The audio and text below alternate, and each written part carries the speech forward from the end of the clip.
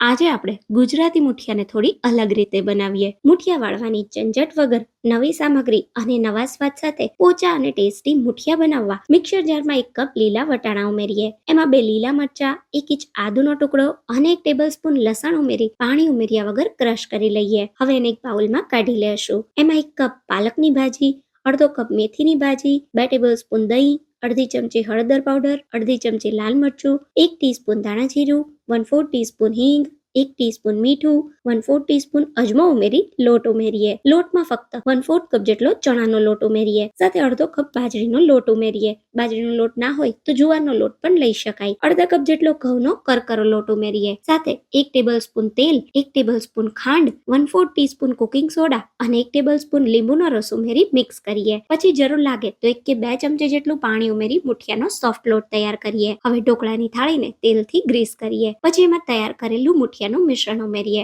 હાથની આંગળીઓને પાણીવાળી કરી મુઠિયાના મિશ્રણને ફેલાવી દઈએ. પછી હાઈ ફ્લેમ પર 12 મિનિટ માટે સ્ટીમ કરી લઈએ. 12 મિનિટ પછી મુઠિયા પરફેક્ટ સ્ટીમ થઈ ગયા છે તો થોડા ઠંડા થાય એટલે મીડિયમ સાઈઝના ટુકડામાં કટ કરી લઈએ. હવે મુઠિયાને વઘારવા 1 ટેબલસ્પૂન તેલ ગરમ કરીએ. પછી એમાં અડધી ચમચી રાઈ, અડધી ચમચી સફેદ તલ, 2 સૂકા લાલ મરચા, લીલા મરચા, મીઠા લીમડાના પાન ઉમેરી સમારેલા મુઠિયા ઉમેરીએ. સારી રીતે મિક્સ કરી લીલા દાણા સાથે સજાવીને સર્વ કરો. મજા પડી જશે.